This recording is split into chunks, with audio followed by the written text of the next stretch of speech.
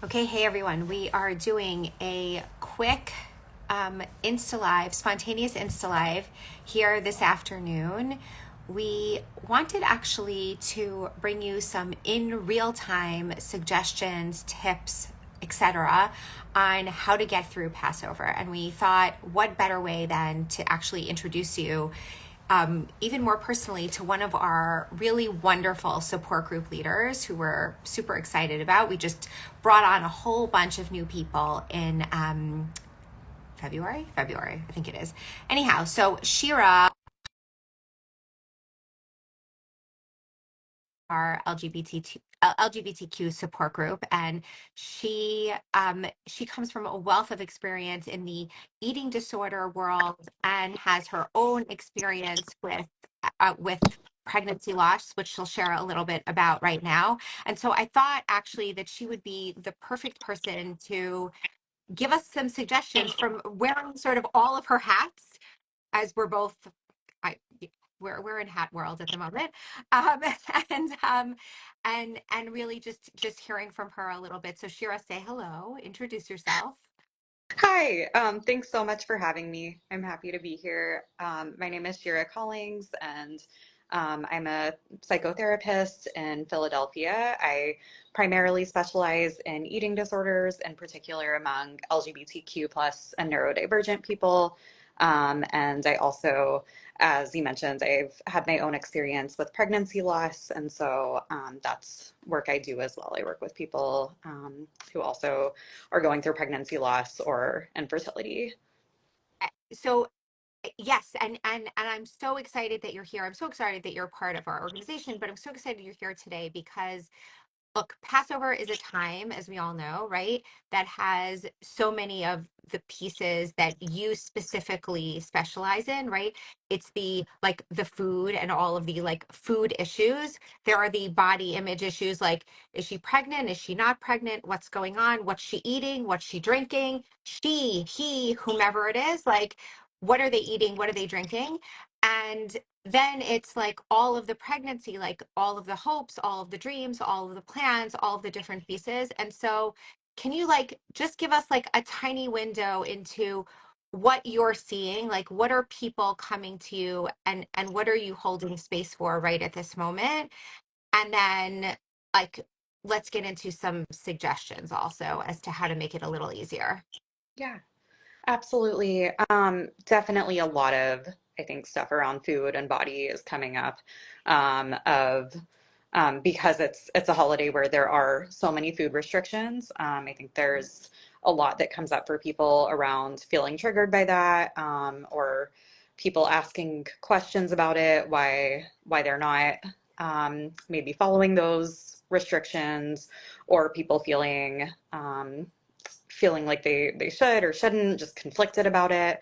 And then, yeah, just as you said about body image, I think there's a lot of speculation about if someone is pregnant, or there can be just comments about people's weight in general that come up during any major family gathering. I think there can be a lot of like diet talk too during Passover about, oh, it's so great, we're cutting this or that out of our diet, we're going to lose weight.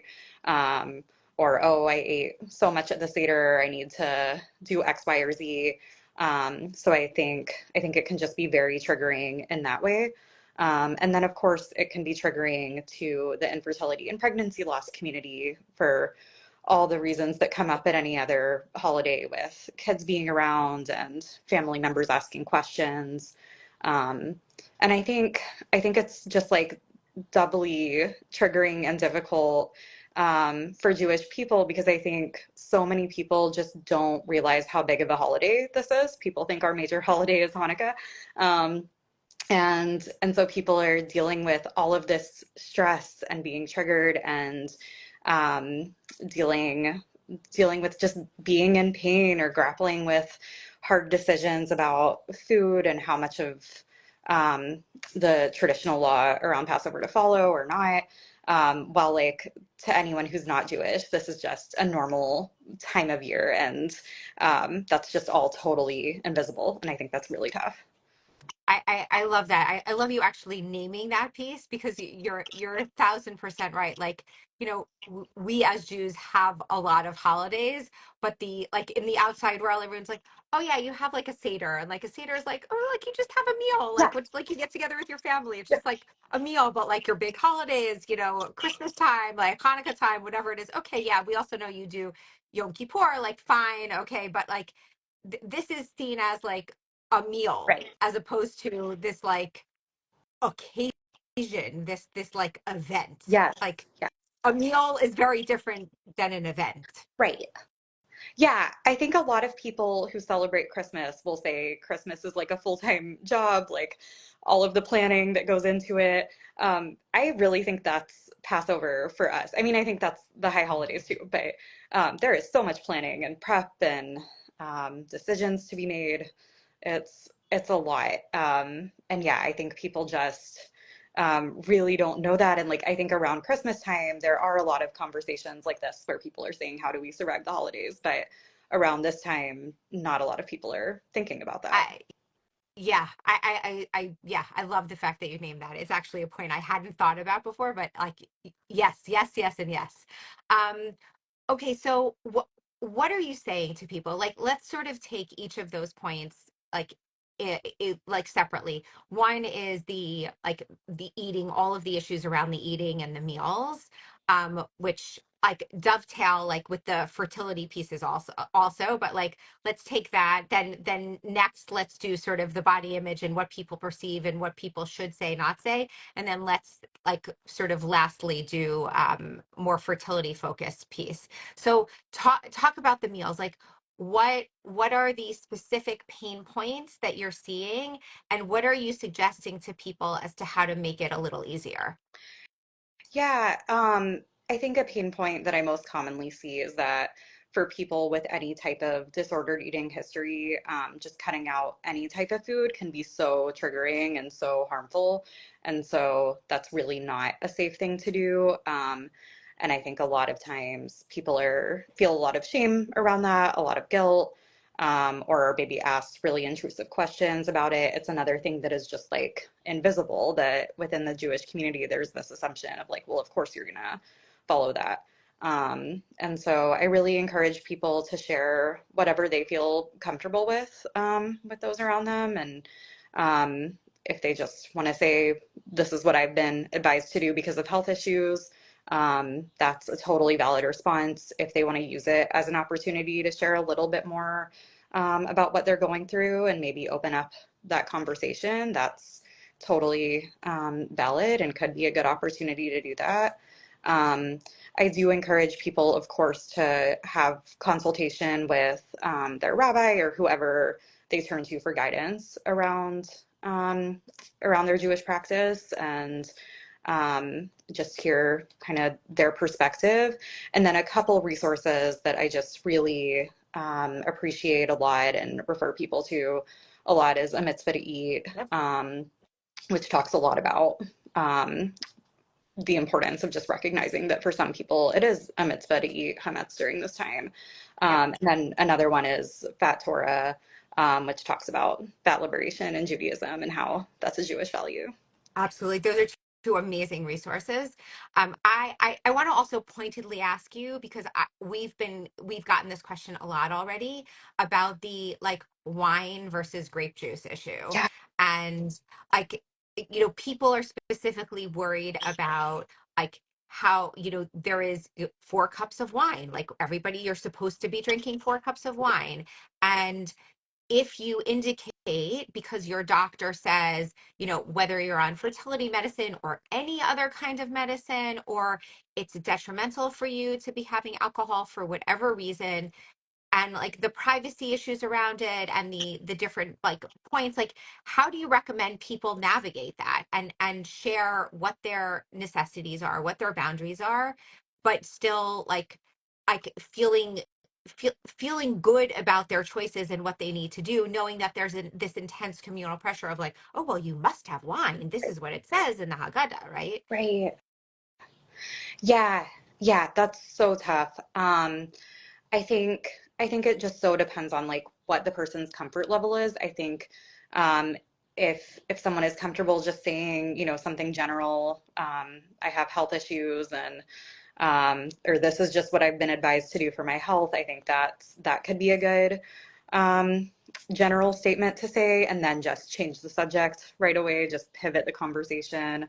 Um, I also think though, if you're comfortable, it could be a good opportunity to provide a little bit of information and education and say like, hey, actually censoring the consumption of alcohol or censoring wine at these theaters, like our whole value here is about liberation and freedom, and that's actually harmful to different groups of people. And there's so many reasons why someone may not be drinking. And if we just like decenter that and don't talk about that, that's a great way that we can just automatically be so much more inclusive of so many people here.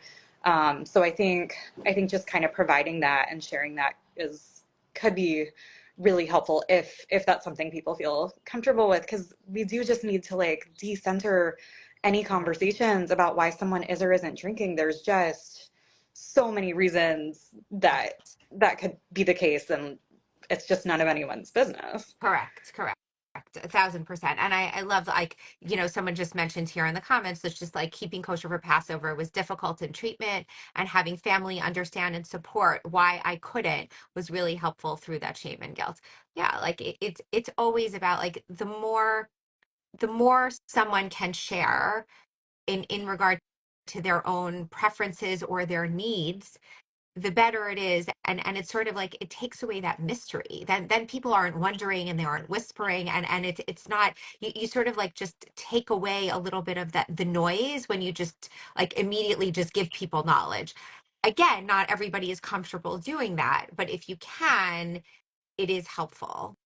um let's move to body image and the, like, what you were saying, just anytime you get any people, any group of people together, it's people are, I think we do this naturally as just like human beings, right? We're constantly comparing someone from the last time we saw them to the time we see them now, like, oh, you have new glasses, oh, like your hair is different, like we notice things. That's like what part of, being human is.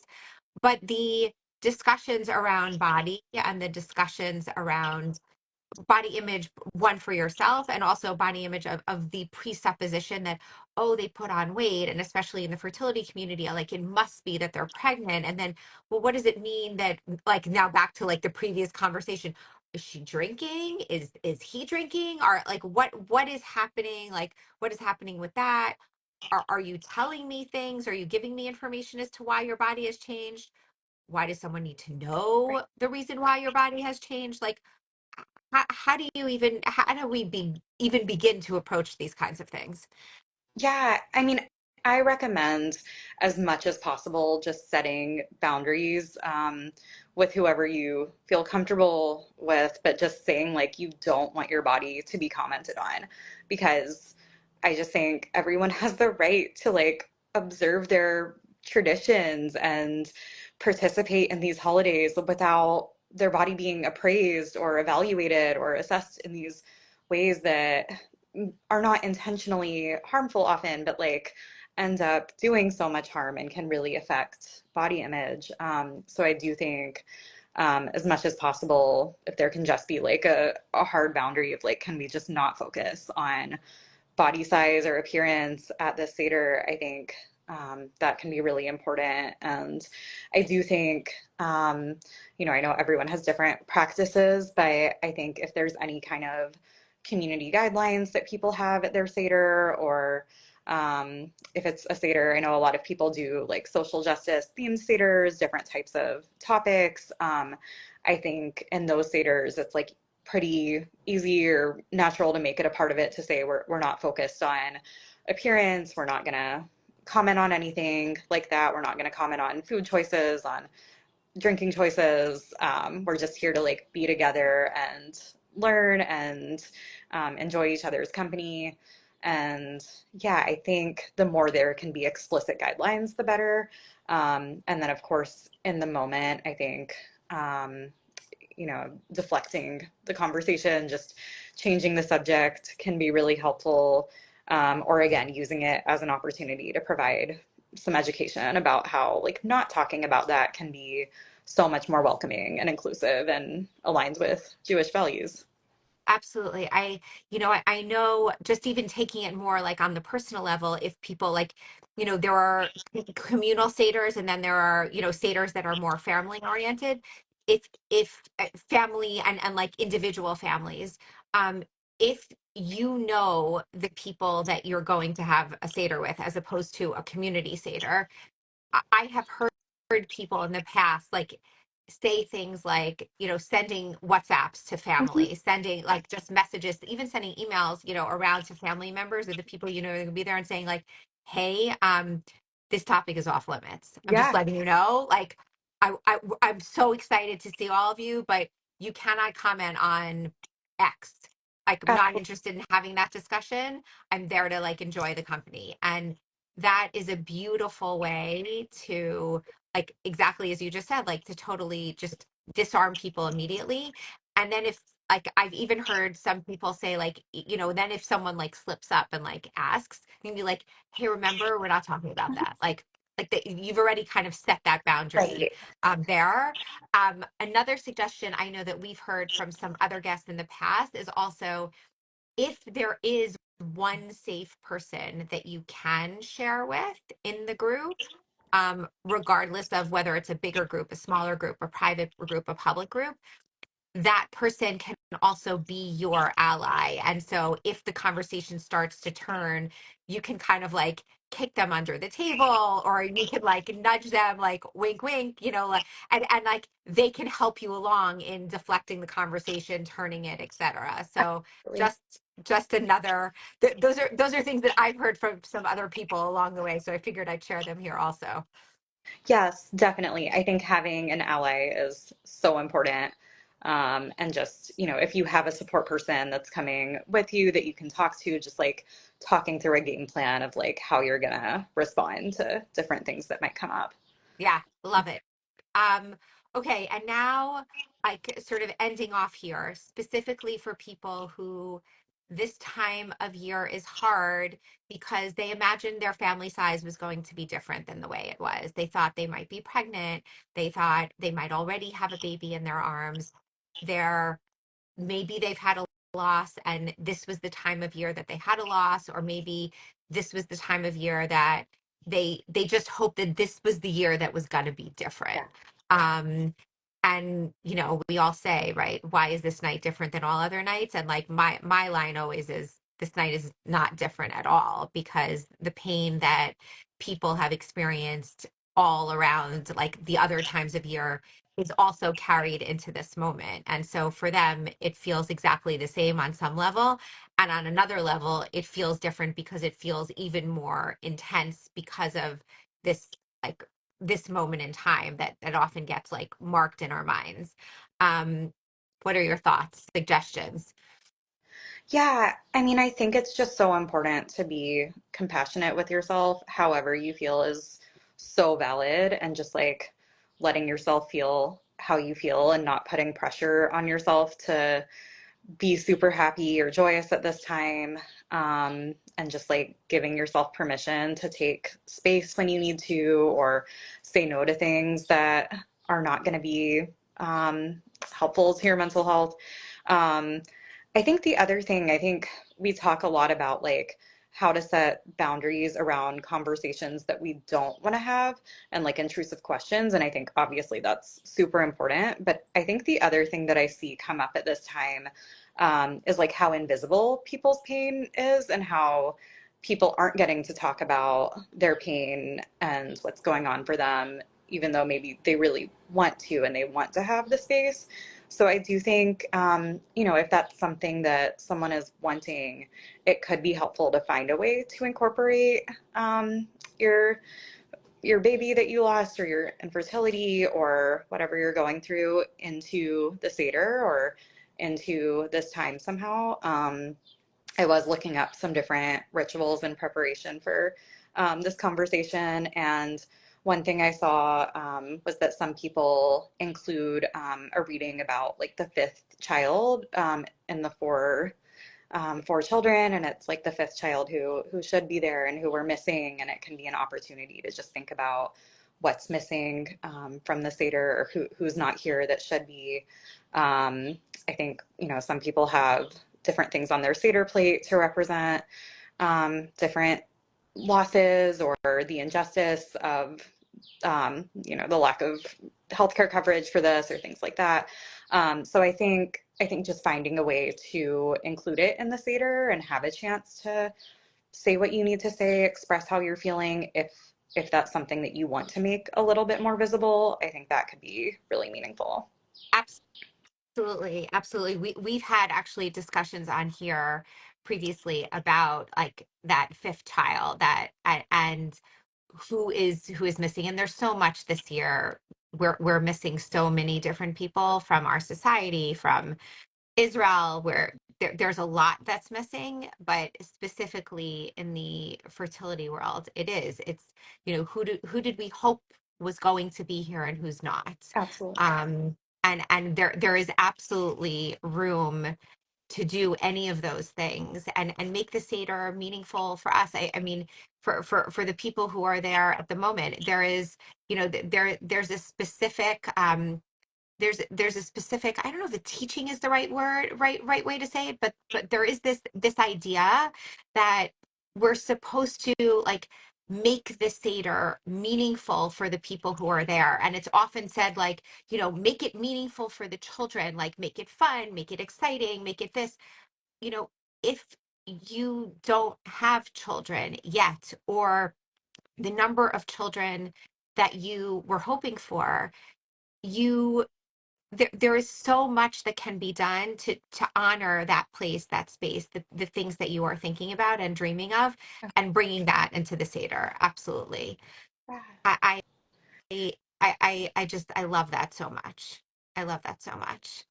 Um, Absolutely. And I do think too, as you were saying that, it just made me think of one other thing that's, I think there is such a focus in all holidays, in Judaism in general, but I think especially in Passover on like teaching this to your children and making sure the children enjoy it and preserving this memory. And that's so important.